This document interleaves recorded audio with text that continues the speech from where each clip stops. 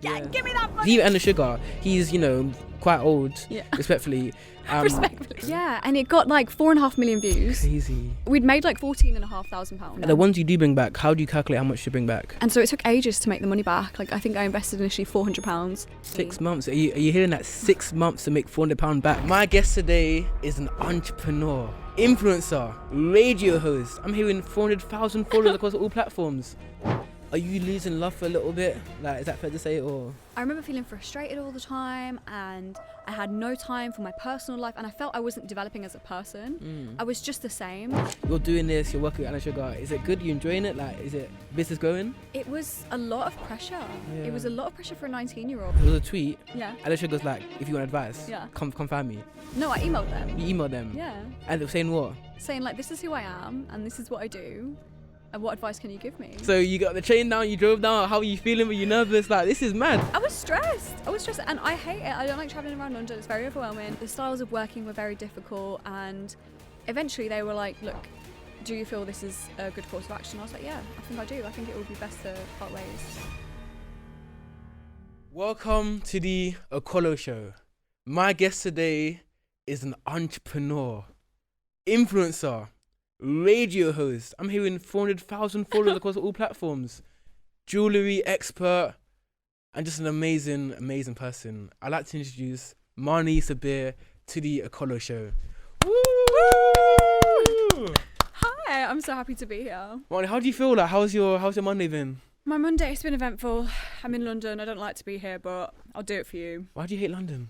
It's too much, man. It's Yeah. too much. I like get me back in the Midlands. It's a lot more peaceful. Yeah. The people are a lot more smiley. Yeah, no, It's it more is chilled out. a lot stressful here. Like, a lot of walking around, people always in a rush here, but Yeah.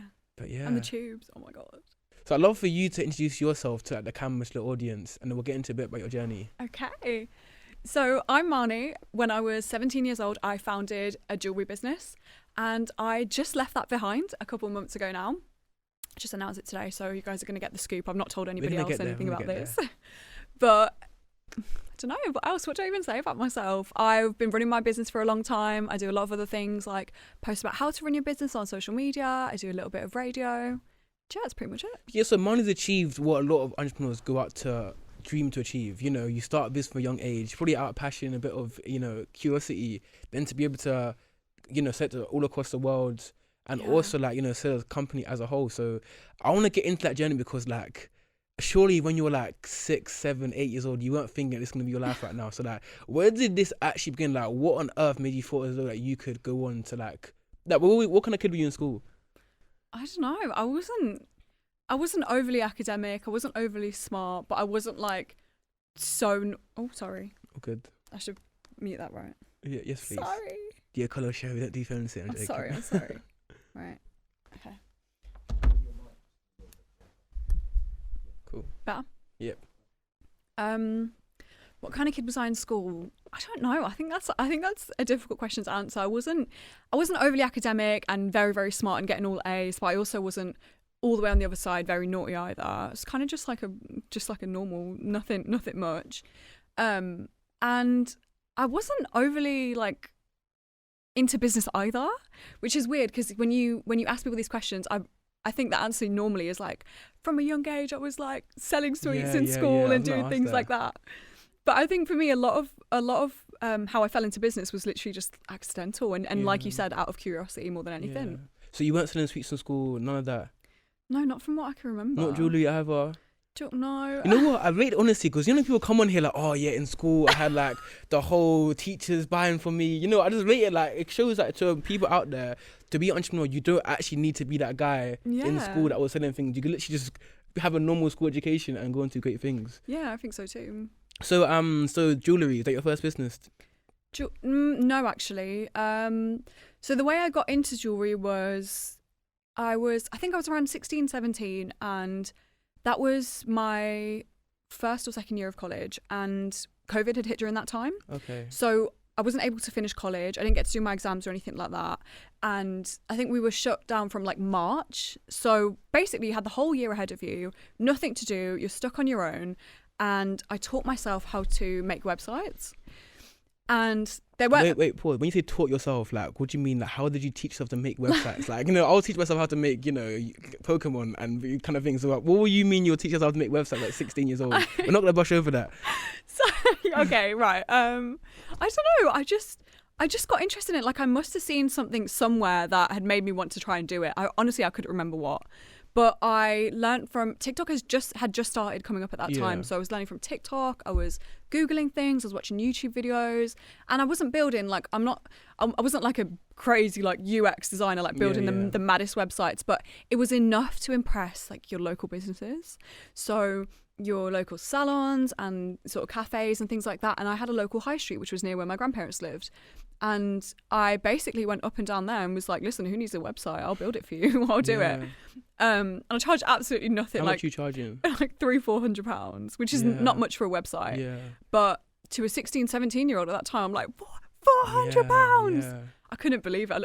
I did one every 2 months. I was loving my life. Were you using Wix, Shopify? Yeah, I was using Wix, like GoDaddy, not Shopify because they weren't doing anything e-com, but Wix and I think like WooCommerce and stuff like that. That's powerful, man. Just because to show like something I talk about a lot of like the clients I work with is like Gen Z, they're the self-taught generation, you can learn how to build something from a TikTok page or like YouTube. Like I remember when I started my fashion brand, I built my website just from YouTube. It was a 4-hour video. Yeah. I just copied everything I saw on YouTube, and you were making hundreds of pounds from it at 16, which like being a millionaire at that point. Yeah, it honestly is. It's amazing. So cool. So you're building these websites for these companies. How did you go from there to like? So what happened next, essentially? Like, what was the next step of the journey? So I think that equipped me with the tools to understand how to build a website for myself. Yep. So I was like, if I'm going to do something, what am I going to do? What can I sell? And the first, actually, I've never said this. I've never told anyone this before, but I was friends with this girl at the time, and she wore, we were both very into like wearing contact lenses. I think it's like an Asian girl thing when you're that age, I swear. We all like hate our brown eyes. So we were, we'd wear like, green contacts and stuff like that. And it was very popular with girls our age. And I found that you could get them on Alibaba for like 50p and resell them for like £10-15. So you were making a good profit. And I took the idea to her and I was like, listen, we can do this together. I think we should set this up. It will be a really good idea. Here's where we can get them from. We just need a little bit of investment. Like I'll figure out how to get some money. I don't know where I was going to get it from. I was 16 years old. Like I was probably going to use my savings or something. But so she came back to me a few days later and was like, love the idea. I really like it. My dad is going to give me the money for it, but he said that I can't have a business partner if I take his money. So I'm going to do it without you. So she went off and did it without me. I was gutted because I was like, what? She just stole my idea. Yeah. And then I think I kind of just carried on looking through Alibaba, like what's a decent price, like small, that I can, get small quantities of and shift it and see what I can do that way.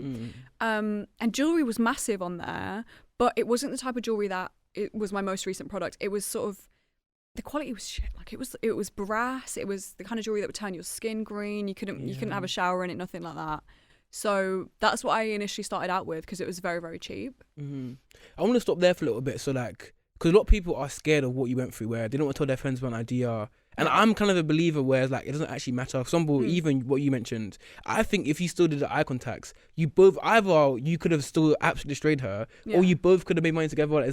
Like, do you feel as though like people need to hide their ideas because of people might steal them? Like, do you think that that's actually a thing? No, because where is she now? Like, it didn't go anywhere. It didn't work because it wasn't her idea. Like, she was not me and she couldn't do it the way that I would have done it. And when you have an idea, it's your drive, your passion, it's your thoughts that get it where it will go. Yeah. And even if somebody takes it, they're not you. Like, you're your own edge. 100%. So, I'm joined here with Neelan, Amazon FBA, amazing coach. And you've done 7 figures in Amazon FBA yourself? Yeah, so I've been selling for about 7 or 8 years now myself. I was working for minimum wage in a warehouse before that. Yeah. Within about 6 months of starting my own brand, I was able to leave my job and focus on selling on Amazon full time. Wow. And from there to 2022, I scaled the business to 7 figures and sold it just over 2 years ago now. So I started offering out the one-to-one coaching to more than just the people that I knew, and that's what became my program. A lot of clients that have been with me for more than like 18 months, 2 years are going past 6 figures now. Wow. And you work with your clients until they reach 5 figures, you mentioned? Yeah, exactly. So you work with them until they reach 5 figures. That's incredible. Amazing. And where can they find you? So the easiest place to find me is on my Insta. So at neelan.inc, and drop me a DM. And we can get chatting and see what works for you. So, and by the way, so within all this, you're doing websites, you're doing Alibaba dropshipping, we call it. Not really dropshipping. I was actually buying it in bulk, Okay, so cool. technically it's not dropshipping. Okay, cool. And then so like, but you were an entrepreneur growing up. So like, did you wake up one day and be like, I'm gonna take on like the world? Like, what was that in you that said I'm gonna actually start building these businesses? I actually grew up with I'm Pakistani, we're Muslim, and my family was not overly strict, like not very, very strict, but we do have like cultural, everyone does. I'm Nigerian, I know it gets. So my dad was very much like, I came to him when I was like 15 or 16 and was like, okay, we're not a very rich family, and I'm tired of you buying my trainers from Sports Direct. Like what kind of trainers was it? I want Nikes, okay? What trainers are you talking? I literally have fake Converse from Sports Direct that I've had since I was 16. They still fit me. I still wear them. Yeah. But I was like, but obviously when you're that age, you look at everyone around you and you're like, I want more. You're a little bit greedy because you don't understand. And he was like, I said to him, okay, I'm going to get a job. There's like a dessert place near us. I'm going to get a job there. And he's like, you're not getting a job. You're absolutely not getting a job. You're 16 years old. You need to stay in college and focus on your education. You're not getting distracted, like, being a waitress or something. It's just, you're not allowed. And so I was like, right, okay, so how do I get money then? How do I make money without going out and getting a job and from the comfort of my home, and to still give me enough time to get decent grades to make sure that my dad's happy? That's kind of just how it happened. Oh, amazing. Cool. So fast forward a little bit now then, your business partner ran off your idea at 16. Yeah. And now you're 17 at this point still? Yeah, 17. And you've come across a jewellery that is just shocking. Like, you can't wear in the shower. Yeah. It turns your skin green, which what a lot of people no shade, but a lot of people, your jewellery actually is still like that today. Yeah, it's true. So what's the next step of the journey then from there? So I'm actually selling that jewellery and it's making money, surprisingly. Yeah, okay. And it just kind of, so at 17, 18, I'm still selling that kind of jewellery, and it's like, I'm getting a lot of complaints, I'm getting a lot of people sending it all back, and I get to a point where I think, right, like something is wrong, and if I want to keep making money, I need to fix this problem. And so I started to teach myself about materials, like why is it doing this, why is it turning green, why are people having allergic reactions, like why can't I couldn't wear it in my own piercings, like it was that bad. And a lot of jewellery is like that for me now. Like if I put Primark in my ears, I'm done. Like it's just not, I can't do it. And so I started teaching myself about materials. It's like, okay, now I'm looking for something that's steel or stainless steel, and it doesn't have brass in it, it doesn't have nickel, it doesn't have lead. And I'm teaching myself about how many times you gold plate it. I'm teaching myself about the different ways to gold plate jewellery. And I ended up settling with stainless steel jewellery that was double electroplated, which is, it's kind of like gold plated, but like scientifically, like you're not dipping it in the gold. It was a lot to learn. By the way, quick question then. I feel like maybe the audience won't want to hear this. What is the difference between gold plated and gold then? Like, what is the actual difference, Yeah, so gold is literally just like solid gold. It'll be, made out of gold. Made out of gold, Yeah. whether it's 18, 22, 24 carats, something like that. And gold but you rarely get just like solid gold because it's very soft. It's a very soft material. Yeah. So you can literally, it can bend out shape. And so gold plated there's a lot of different types of gold plated. So you can have gold plated over brass, which doesn't last and is the one that will basically turn you green. Yeah. And then you can get gold plated over silver, which is called gold vermeil. Yeah. And that is not waterproof either, but it's sterling silver underneath. And then you can get stainless steel gold plated, which is the one that's the most long lasting and the most waterproof. And is it actual gold, so you dip it into gold? Pretty much, but it can be done in different ways. So electroplating is a different way to do it. Okay, so which is what you were doing with your jewellery. Yeah, so it's not like dipping it in a pot of gold. It's different. Yeah. Okay, so you come across this genius idea now where I can make it cheap. Yeah. However, it can still be gold because of how electrophoresis, whatever you want to call it. Yeah. So something like that. Yeah. So cool. So this is your genius idea. Are you thinking now? Cool. Let me make it a brand. Is that what happened next? Yeah. So it was. I was already selling the rubbish jewellery under the brand first when it was The rubbish jewellery. Yeah, it was the rubbish jewellery. Honestly, I apologise to all my first customers, but majority of them got refunds anyway. But yeah, so I was selling that, and it had already been my brand for a while, but it was just very slow. Like, I remember speaking to my friend and saying, like, there's some weeks where I don't even make a penny, like nothing sells. I don't understand business. Like, you're just like 17 years old. What do you know?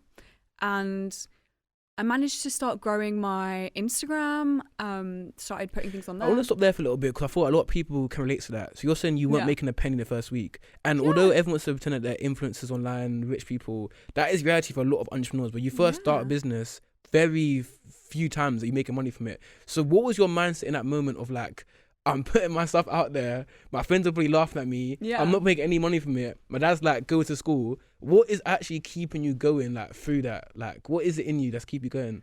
I think I had built something that was just mine. Like, it was not for anyone else, not anyone else is doing. It was just literally for me. And I think when you're that age as well, you don't have responsibilities, nothing. Like, I didn't have rent to pay, thank God. Like, my parents were not charging me rent at 16. Yeah. I didn't have, I was getting what is it, lunch money. Like, you're fine. Like, it didn't matter that I wasn't making money, because I didn't have any outgoings. Even for the business, I had no outgoings other than the stock I'd already bought and the envelopes. Yeah. Like, you have nothing when you start a business. And so it took ages to make the money back. Like, I think I invested initially £400. Yeah. And that was 200 of my mum's money. She said, whatever money I can save, she'll match it. And I saved up £200 and she gave me 200 on top. Yeah. And then it took me, to make that back, it took me like 6 months. Yeah. It took me 6 months to make £400, that's nothing. Yeah. And it does, honestly, it does take a long time to get where you want to be. 6 months? Are you hearing that? 6 months to make £400 back? What's that, like £20 a month? Yeah, it's crazy, right? It's called cash flow. Yeah. So cool. So you said the turning point for you was when you started your personal brand. Is that what you're saying? No, definitely not. Okay, so what was the turning point then? After 6 months of £400? The turning point was not my personal brand. I'd started developing my social medias for the business, so Instagram and TikTok, which was called Trésor, right? It was called Trésor at the time. Yeah. Why was it called Trésor? Because it's the French word for treasure. Okay, cool. Yeah, nice and simple. And when I looked it up, there was no companies using that name. Just to clarify, what is it with companies and French words for their like MDV, Man of Devoir, Trésor? Like, France gets so much, what I'm saying, like so much clout. But anyway, keep going. I don't know. And I was also 17. Like, how much creativity was I going to have? Let's be real. So I started growing my TikTok and my Instagram, and this was again during lockdown. Like, I'm pretty sure it was April after lockdown. And all I had was the business. Like, you had nothing to do, you're locked up, you got no friends, can't go out. All you can do is get takeaway and like go on Instagram. So I was just making video after video after video. I was posting every single day. And one day, a video that I posted was so dumb. It was the dumbest video ever. It's like 12 seconds long. What was it? I can't remember. It was like a trend video, and it was like POV, you make jewelry that doesn't turn your skin green or something. Oh, I think I remember seeing that, Yeah, and it got like 4.5 million views. Crazy. It was so viral at the time. I saw that. Do you remember? And at that time, 4.5 million views was like, wow, like, can't believe it. At that time? What do you mean? I've got 4 million. Today, I'm walking around saying, like, where's the paparazzi? Like? Yeah. Yeah, it is a lot of views. And that literally, I don't know, the landscape on TikTok was so different then. It was like, there was no TikTok shop or anything like that. I just had a link to my website, but I sold out my entire website in a night, like 700 something orders. There was literally just me. It was me packing orders in my kitchen. My dad was getting annoyed at me for it, but we'd made like £14,500. What? So you had that much stock? Yeah. Crazy. Yeah. And then, so at this point, what are you thinking? Are you thinking, oh my God? First of all, what you spend that money on? And you were 18 at this point, right? Yeah, I think. Yeah, I just turned 18. Yeah. What you spend that money on? So that money, I was so smart. Yeah. That was like, half of it went straight back into the business. Yep. Well, straight back into new stock and developing new stock. Yeah. So at that point, everything that was gone, I didn't bring any of it back. I spent money on speaking to a designer. I spent money on a graphic designer to rebrand the business. I spent money on someone who could fix the website. And then I bought a bunch of new stock, like so much new stock. And And then I gave some money to my dad, I gave some money to my mom, and I had like $2,000 left for myself. Do you know how many man would have got that first flight to Dubai? Do you know what I mean? Like at 18. Wait, so this is a really important question because I've got history in products, right? So one thing I struggled with my fashion brand was like knowing how much product to order. So you said you sold 14 and a half, in revenue. Yeah. So you must have got a good amount of stock, and you said you reinvest that into more stock. How do you know how much to actually reinvest into more stock? How does one decipher that? Do you know what I mean? I think at that age I didn't know. So for me it was literally like shopping. I was having the time of my life. I was like, I'll have one of them. Okay, like cool. it wasn't strategic at that time. Oh, really? But it taught me a lesson because doing it that way meant that I had stock that didn't shift. Yeah. I had stock that amazing. Yeah. It ended up being dead stock, and it's like, if I hadn't made that mistake, I wouldn't know how to gauge stock properly, and I wouldn't know to do the research first, to look at trends, to see what people are buying, to see what my customers have bought before, and kind of go from there. So what advice would you give someone now then that wants to like restock? Like, so obviously the dead stock, you basically abandon that, but when that's selling well, do you just double it? Like, do you just how does that actually work? Like, how do you know how much stock to buy for your collections? I think it really depends. So for example, if you've just done, I don't know, if you've just bought out a Halloween collection and it's like your bestseller and it's sold out in 2 days, you're not going to restock it until next year because it's Halloween, right? Yeah. So you have to gauge, depending on the time of year, how much it sells, how it sells. So if you've got a product that's, like my bestseller ended up being my With Love ring, which was my design. It's a ring that said F off on it. It was like the most popular product. So I knew that always needs to be restocked because it was always in demand. If it wasn't in stock, I would always get comments saying, where is it? Yeah. Whereas there were other products that would take ages and ages to sell, and then I would get no comments about it, or nobody would ask about it, or nobody would want to replace theirs, and that's how you know that you just don't bring that one back. So you have to gauge based on how your customers feel and the feedback you get from them. The ones you do bring back, how do you calculate how much to bring back? Depends. Oh, sorry. It depends on your customer base. Like, how many customers have you got? How many are you selling weekly? How many are you selling monthly? Do it according to, because I think with Shopify as well, it gives you really good analytics, so it can tell you, right, okay, you've sold X amount in 90 days.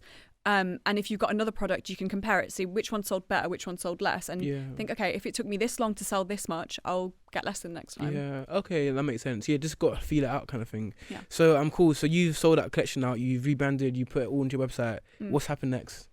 So then, what happened next? Then I carried on from home for a little bit, and then eventually it got too much. I was doing £20,000 a month at at 18. I was still at uni. And that's all from social media, just marketing social media. All from TikTok. Yeah. I was getting a video every month that had at least 2 million views.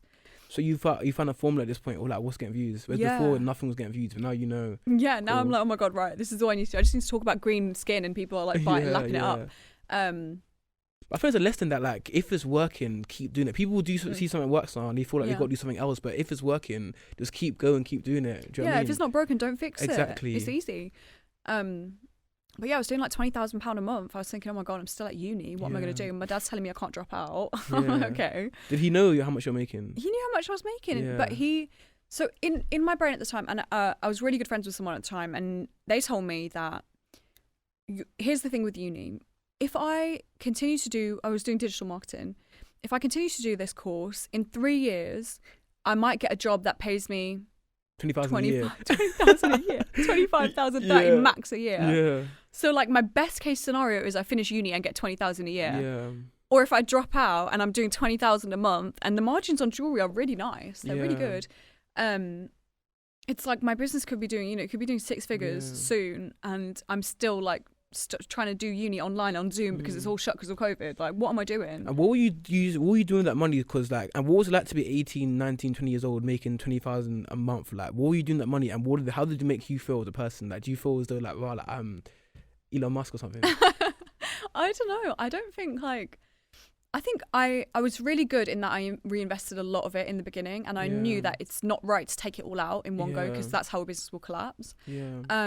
And so I wasn't spending a lot. Like, I do remember though one time like putting I must have bought some stuff from like Pretty Little Thing, and I bought like 5 t-shirts in the same colour. And they're not that expensive, like £15 or something, but at the time, to someone that age, I remember my friends being like, are you fucking rich or something? Like, how do you have all the money to get 5 t-shirts in the same colour? Yeah. And at that point I was like, right, I think I've got to rein it in a little bit. Like, I've got to be a bit more smart with the money now. And so majority of it was just reinvesting, and honestly keeping it in the business. I think this is a really important question though for the people that are making a lot of money from their businesses at a young age.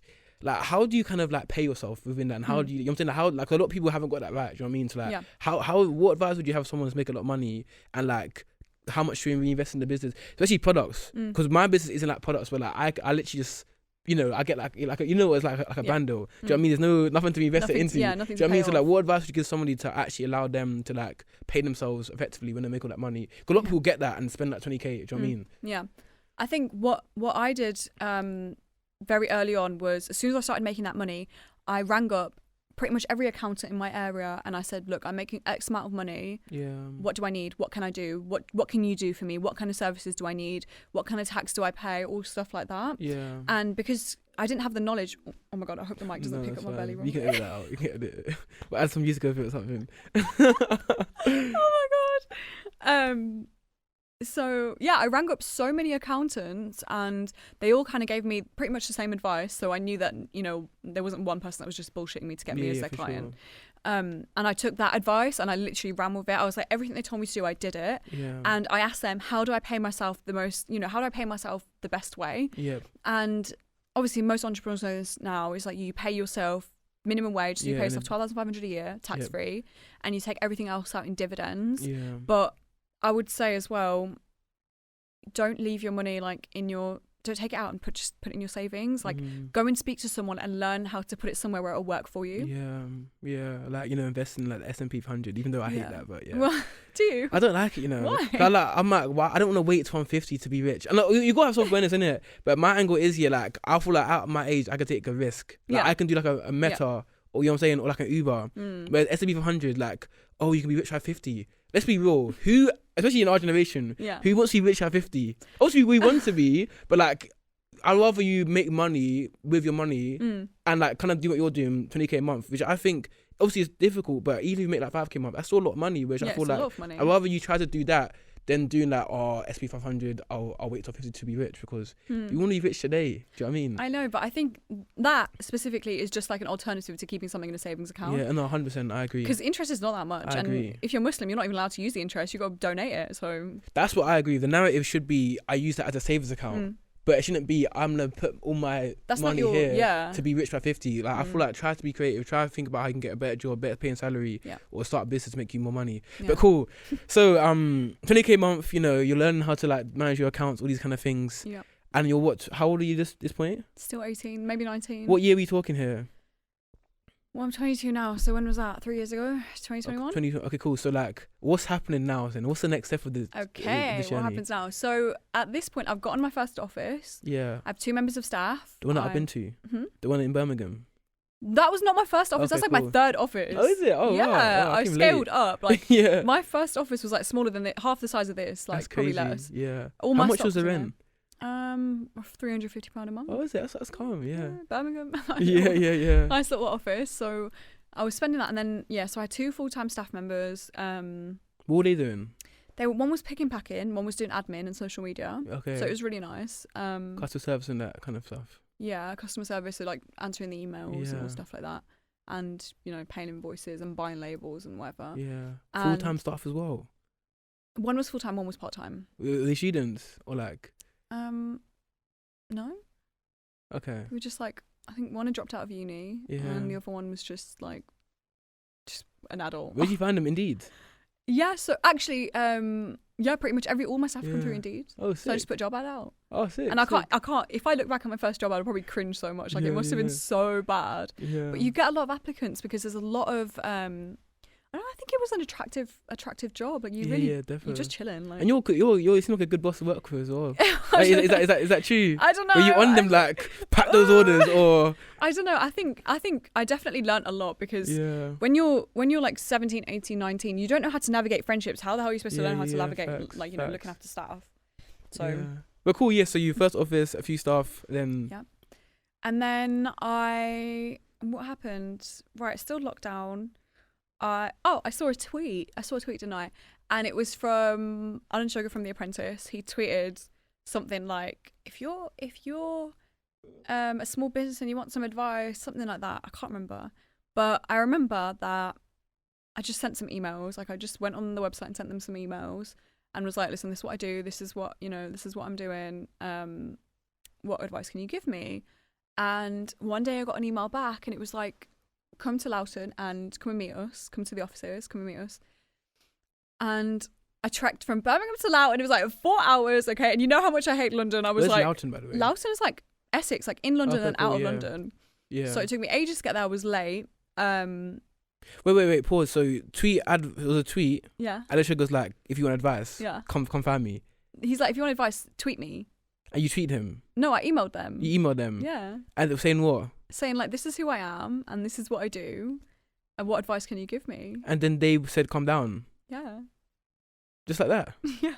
Okay. So when you got that email back from, was it I Alan sent Sugar's quite a tweet? few emails actually. Yeah. How many did you send?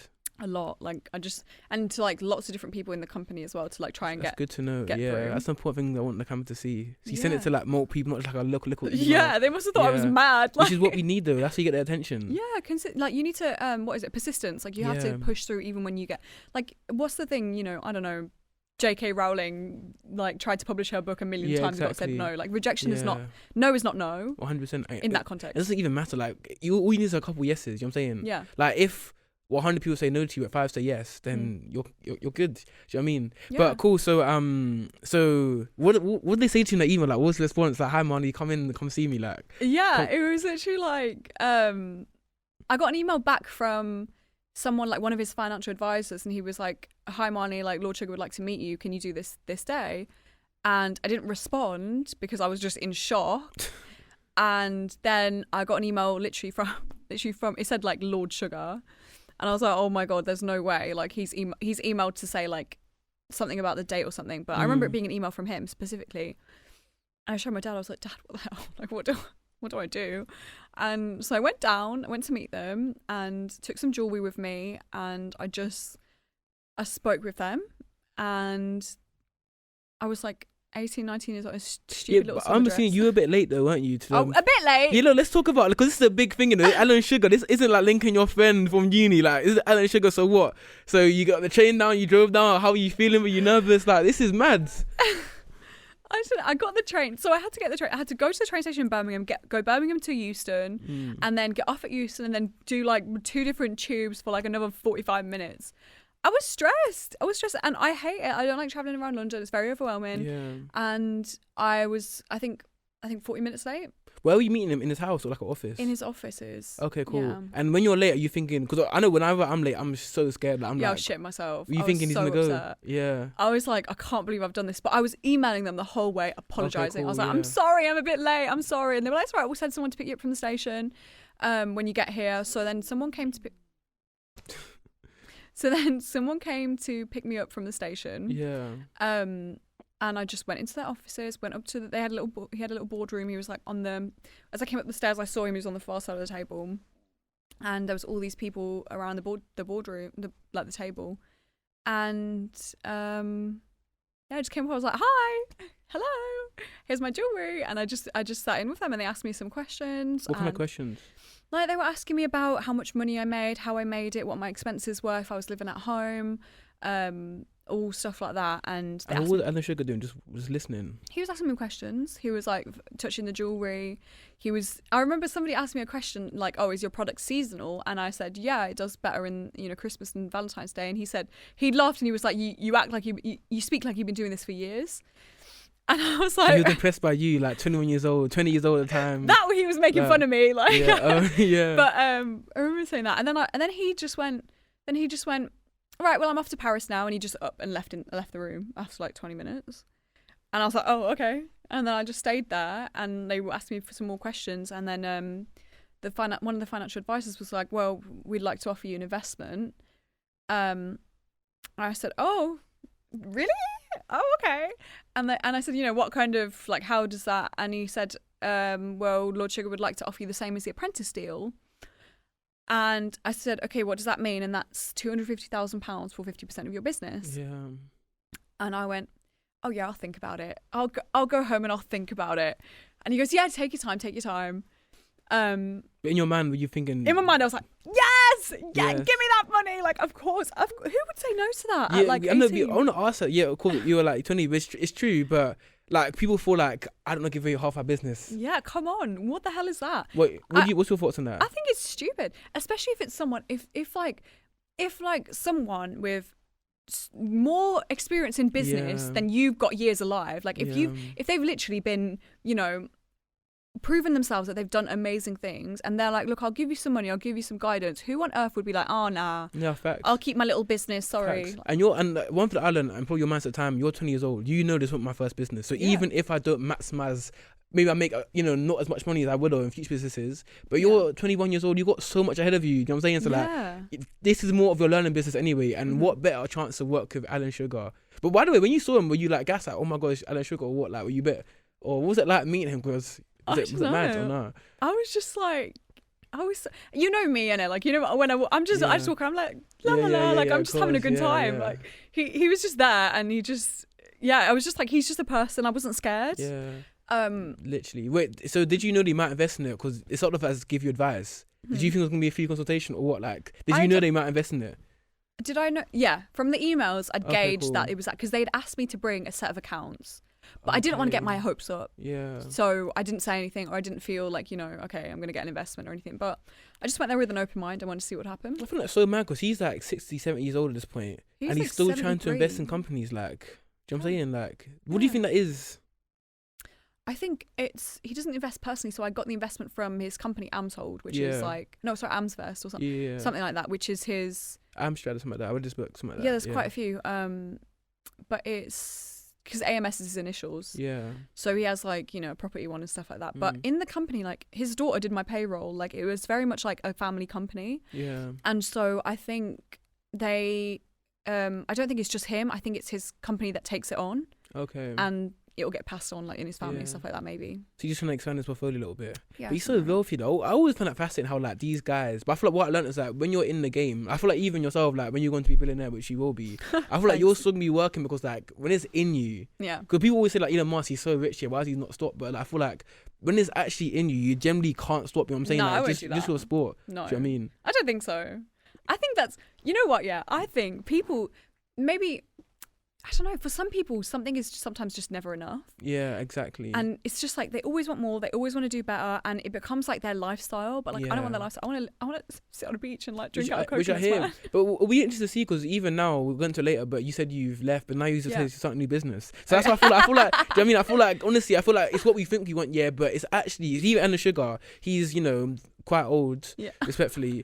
Respectfully. He's made a lot of money and he's still investing to like 21-year-old girls. So like it says a lot. Yeah. But cool. Anyway, so now you're partners with Alan Sugar. He's giving you 250 bagaroonies and half your business.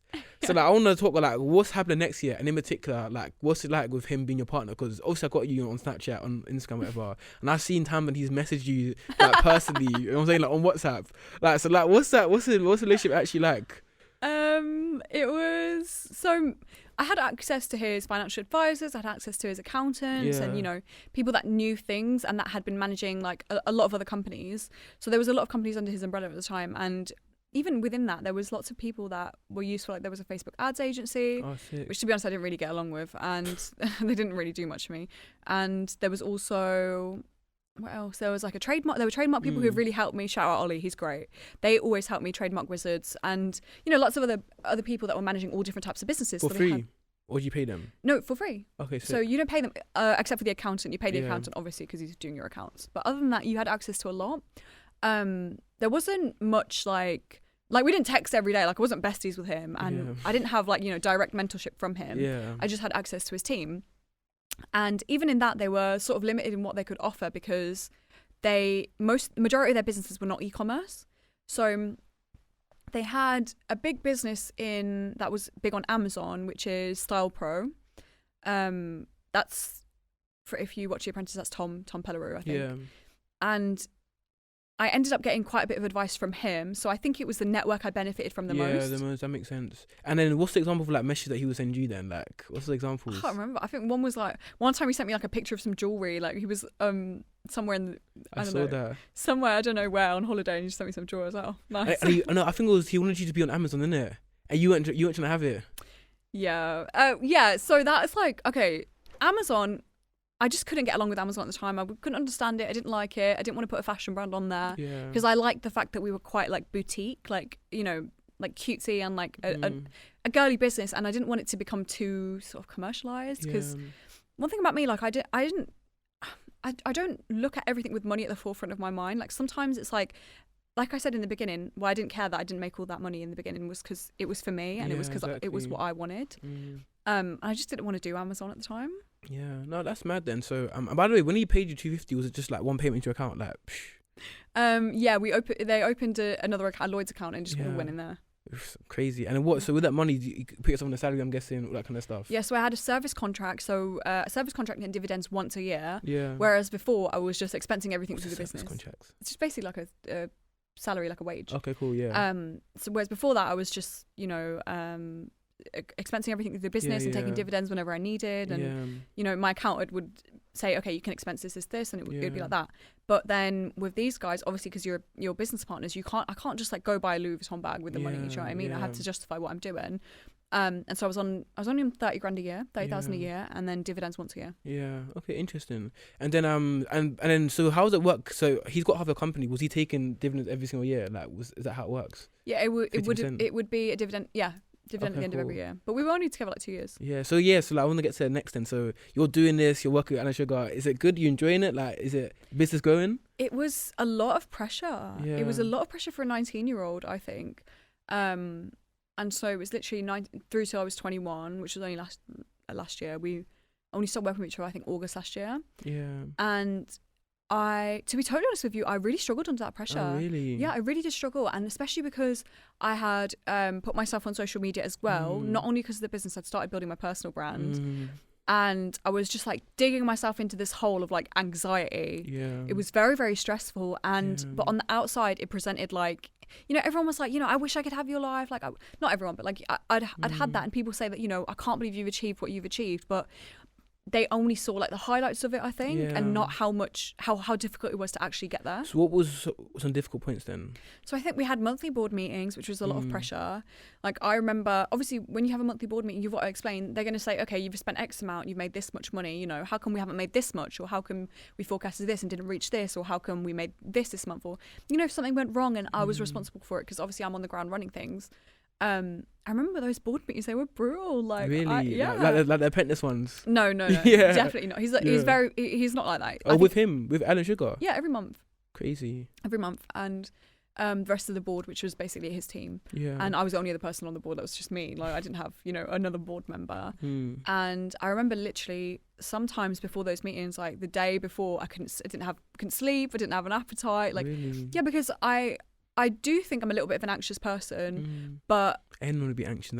I'll be anxious. Yeah, in a situation like that as well. Especially your age as well. Yeah. Yeah, it was a lot. So like it was nice, but at the same time, there's a lot of stress that came with working with Alan Sugar for sure. Yeah, of course, it's not easy. Like it's, you know, your what is it, law of polarity? Like if everything good is also something that's not so good.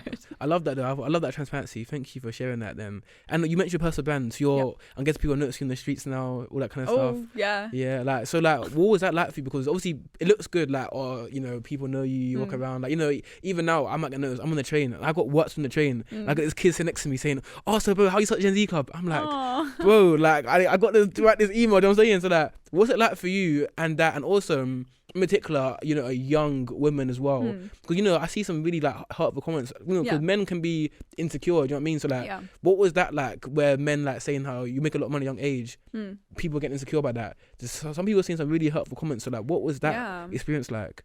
I think naturally I'm quite detached. Like I'm good at detaching from random stuff. Like, and with social media, it just never felt real to me. So all these comments were just people that were unhappy, because no one happy is going to come on your post and like shit all over you. No one's going to come on your post and be like, I hate you, you're disgusting, if they don't hate themselves. And so I was really good at understanding that I shouldn't care about what these people think of me. because I had so much other external pressure. I was like, you people are not better than me. Like, you're not. yeah. I don't look up to any of you that you're saying this, that I'm going to care about it. So if they're not better than you and they have something shit to say about you, it's just because they feel shit about themselves. It's crazy because like the more successful people you get, like it's like the jealousy is increased because you know people are saying things like, I remember seeing your comment section thinking this is mad. Like she's a young settled person, you lot are literally just hating on a young girl that's done so much for herself. So what ultimately led to you not working with Alan Sugar anymore? Like what happened there? That was, things were just going in completely different directions. Like, it was very difficult. The styles of working were very difficult, and eventually they were like, look, do you feel this is a good course of action? I was like, yeah, I think I do. I think it will be best to part ways. So they were like, let's part ways, and I was like, yeah. So was that your idea?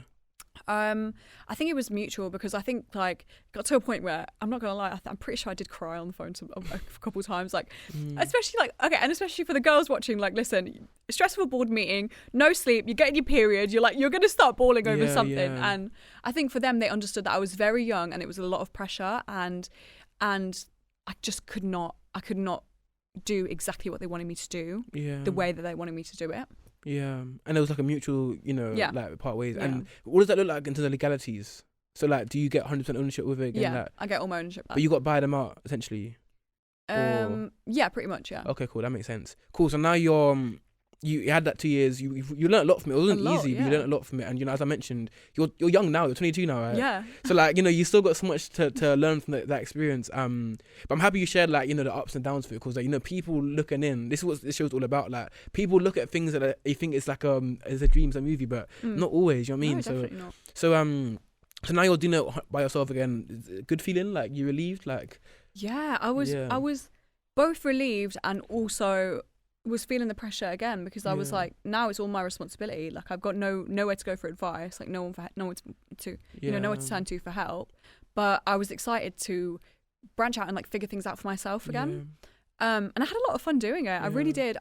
During that time I had to rebrand the business, so it became Gimme Gold. Yeah, but we're gonna talk about that. So are you doing TikTok Shop at this point as well? Yeah, doing TikTok Shop. Were you doing it when you were working with Alan Sugar as well, or was it something you did after? Yeah. I used to see you on there every single day. Yeah, TikTok Shop. Talk about that. Good. Talk about that. What's so good about it? Honestly, I love TikTok Shop, especially TikTok Lives, and it wasn't very competitive when we first started. Yeah. It was literally like, we could do sometimes like up to, I think the most we ever did was like £1,500 in an hour. Crazy. Like, it was a lot of money, and people, I think what's good about that is that our customers wanted connection. Like, they wanted to know us, they wanted to be shown the products on live, they wanted to say, okay, can I see this one, and we'd go and get it for them and show it to them. And it was a really nice way to like build a community, I think, and people trust you, people realize that you're a real person behind the brand, and they just, they prefer to buy from people like that. And is that why you say most of your revenue came from that point, TikTok Shop, or? Yeah, sometimes I think I would say that, especially Black Friday time though, it was more a 60-40 split to TikTok Shop. So it was most of the sales were through TikTok Shop. Yeah. And this point you're in your new office with Hoodrich, like downstairs kind of thing. Oh yeah. Cool. So you're doing that business now, you have to rebrand. So what was that? So you were doing Trésor. Why did you have to rebrand to Gimme Gold? So I had to rebrand my business because when I first started my business, I looked for companies. I was 17 years old, of course. I wasn't the smartest, I wasn't a genius. But I looked for companies of that name, and I saw that all the companies of that name were shut down. And shut down like a long time ago as well. So I'd assumed that I could go ahead and use that name and no one would come for me. Yeah. And I did for 2.5 years. A long time. 2.5 years. And when I got the investment, obviously I was in the press a lot, and there was a lot of, I was going viral a little bit more as well because of that. And a company reached out to us and said, basically, we've got this trademark. You can't have this name. And their company wasn't running, but they had bought the trademark years ago and had kept the trademark and had contested everyone who had used this name in the trademark. Basically contested every company that had used that word in their name. And I was fortunate that at that time, because I had my business partner, they had people that knew about trademarks, and they had people that, solicitors and stuff like that. And I didn't have to pay like so much money to get someone to have a look at it for me. And basically the company came to us and was like, okay, you can either give us X amount. How much? It was a lot. And a lot. It was not a nice amount of money. Yeah. or you can give us like 20% of your revenue for the foreseeable future or something stupid like that. What? These guys are insane. Yeah. So I was on the Zoom call with them and I was like, and what happens if I change my name? Like, what are you going to do if I change my name? And they were like, well, nothing. So I just was like, okay, I'll just change the name. Like, it's not that deep. And it looked like it actually helps you because Gimme Gold, like, it looked like it kept growing. Like, you know what I'm saying? Yeah. Like, even now, I just see it as Gimme Gold. I didn't even see it as like Tresor. Like, I just forgot about Yeah. that. Gimme Gold is like, but from your end, did it have an impact on you at all? Or No, I think I wasn't, like I said, I'm just good at detaching. Like I was like, Yeah. I'm not attached to this name. It's not my baby. It's not like, Yeah. I don't care. So I'll just change the name. And when I changed it, we did a bit of a drama. It was like R.I.P. Tresor and like, you yeah, know, I saw that. That was funny. that was fun. Everyone was messaging me like, oh my God, is it shut down? Is it shut down? I was like, no, it hasn't. But I didn't tell anyone that. And so for a full day, everyone had thought it was panic buying because they thought we'd shut down. No so we got a way. big uptake in sales, which was really nice. That's sick. So yeah, smart. so it worked in my favour. That's what they thought they had you. Like, oh, Yeah. they thought they had this master like They thought they had 360 me. marketing deal, and he just absolutely ruined them. That's so funny. Honestly, I was like, oh, just change my name. It's what, not what that were they deep. like? Were they like Yeah, like you know. That's so funny, but Yeah. cool. So at this point, like it's been a couple of years now. You're doing Gimme Gold. Again, I guess it's getting a bit repetitive. You know, TikTok Shop, etc. Are you losing love for a little bit? Like, is that fair to say, or? I think that's fair to say because I had, honestly, I can say like, I would say about a year ago from now, I really started to get tired. Like I really started to get, I remember feeling frustrated all the time and I had no time for my personal life and I felt I wasn't developing as a person. I was just the same, and to stay the same from like 18 till 21 is just mad. Like that's 3 years of no personal growth, no changing, you know, I still can't drive. Like I just never had time for anything and I was just fully immersed in this business. Yeah. And I just was like, this just isn't right. Like I don't think you should have to feel that way, especially when you're that young. Yeah. And so I just stopped having fun and I just felt like I was doing it on repeat, like on autopilot every day. And I was getting anxious and the business wasn't growing anymore. It wasn't getting more and more and more. And I was just thinking like I'm stagnant and I'm bored and I'm anxious. Every day I wake up and I'm like, shit, I've got to do this again. Like it's not a good way to live. And it took me a long time to come to terms with the fact that I wanted to leave. Yeah. But Big. yeah, I think Yeah. it's a lot. I think it's emotionally a lot as well to decide that and to understand that it's okay to let go. Facts. Especially when it's been a massive part of your life as well. But Yeah. I feel like we've all been there where like, I feel like everything has a season. Do you know what I mean? I feel Yeah. like everything in life will come to an end eventually. Yeah. And it's like, it's actually okay with having a season in your life and moving to the next chapter. So when you're feeling these kind of ways now, are you thinking, that's my summer company at this point? Is that what you're thinking? Yeah, I was like, I want to exit. I want to leave. I just, you know, at one point I was like, I'll just like, just stop doing it. Like, what if I just wake up tomorrow and turn off the website? Like, Yeah. it became, and you know as well, when you just don't want to do something anymore, and you've made that decision, every day just feels like a drag. Yeah. You're like, why am I still here? Why am I still doing this when I've already made the decision in my heart of hearts? Like I've decided what I wanted to do. Yeah, so I just made a decision. And then what's the process of actually exiting the company? Like, is it like you put this list on eBay or like, what, like, No. like what does It's that pretty look much like? similar to that. I'm Yeah. not even going to lie. So I Googled what to do and nobody gives any advice about it. So I was Yeah. just lost. Luckily, I knew someone who, actually, no, not even lucky, it didn't even help me. I knew someone who had a company that acquired businesses. So I was like, maybe I'll talk to them. Yeah. Couldn't even get through to them. So it didn't matter. And then I found this website where you just put your details in about selling your business. I can't remember what it was called. I actually can't remember what it was called, but I'll have to find it. I'll send it to you. You can put it on the screen. But you basically go in there and you put your business, like what your business is and how much you make a year. And then you get a bunch of brokers reach out to you. And then your brokers basically are like your real estate agents, like selling a house. I heard about that from Tim Army, yeah. Yeah, so they just did casual like name drop. Yeah. They basically, you know, list your stuff on sites like, I don't know, acquire.com or something like that. And they reach out to customers that they already have and they show people, they basically showcase your business, like who wants it. And then you speak with a lot of people. I had a lot of time wasters, a lot of random people. Really? Yeah, I had some like 21-year-old guy who was like, listen, I want to pay it off over 5 years. No, no. But yeah, just a lot of random people. And then eventually you find the right fit and you... So how many Leave calls the did you business. have prior to selling? Like, how many people in total did you speak to? I'd say I spoke to like, not that many, like 6 people. 6 people, and then Yeah. out of the 6, one was like, yeah. Yeah, 6. Yeah, 6. Yeah. And do you go in with like a number of like, I'm not going below this point? Like you and your broker, are you like not going below this number, or like? Yeah. So the way it's calculated is with e-commerce businesses, you take your profit and you times that by 4.5, I think 4.5. So that's how they calculate the amount, and then they calculate your assets that go with the business. And people usually, obviously, mostly they'll take the assets as well. Yeah. And that's how you get the number that you. So like staff, like stock, etc. Stock, yeah. Yeah, Stock cool. and whatever you own. Oh, sick. And then so eventually like you sold, right? Like what was that like? Can we say exited? So exited. So exited, yeah. It was all of it, like not even retain any shares, or like completely 100%. I've got nothing to do with it anymore. Yeah. I've got nothing to do with it.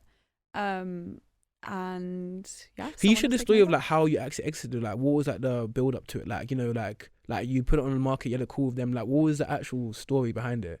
Honestly, it's boring. It's nothing. Yeah. I literally, it got put up.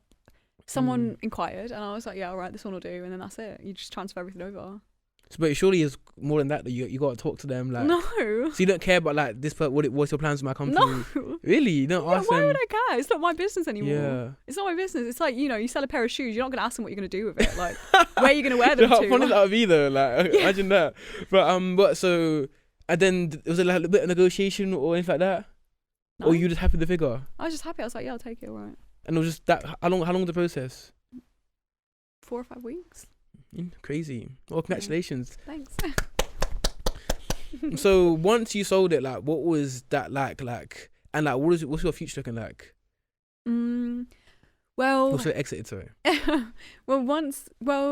Before I exited even, I had met an influencer. She's very, very cool, and she's launching an e-commerce brand. And so currently I'm basically her, her strategist, I'd say, business strategist. So I'm helping, you know, build like the website and the infrastructure of the business and all stuff like that. And I'll help launch it, and then I'll retain a little bit of, so about 15% after it's launched. Yeah. So I'm hoping to do that kind of now. I think it'll be fun to like build things for other people. Of course. And are we allowed to talk like rough numbers for the exit on No. Like, okay, cool. That's fine. No. Yeah. So like, what's it like now? Then you're 22 years old. Yep. Like you've been through a lot of stress. Yeah. Like over the past, my nervous system is fried. Over the past 4 years, yeah. So like, what matters to you at this point? I think what matters is slowing down down so much, because I feel I've been go for a very long time, and now it kind of sounds like I'm retired. I'm not, but I'm just trying to spend a lot more time like chilling out, like trying to understand that I didn't enjoy hustle culture so much. Like I don't like that, you know, the grind never stops and I gotta work 24/7, and especially as a woman, I don't think that's right. Like I don't think, not like, you know, in a sexist way, but in a way of like, you know, you literally have no idea what I'm talking about. But women and men are different in that we have I agree. No, we have I don't like... get cancelled, I'm joking. I get it, I'm a feminist. No, it's like we have like, so your hormones work on a daily cycle, ours work on a 28-day cycle. Yeah. And there's weeks in a month where it's like I don't have the same energy that I do on another week. So it's like you know, you don't lift as much in the gym, you don't do as much. So it's like, why am I working hard the entire month when I shouldn't be doing that? I should really be working to my body. Yeah, well, as an entrepreneur, you look at the luxury in it, because some days might be like the days where you're at your lowest might be days you got to put in the most work. You know what I'm saying?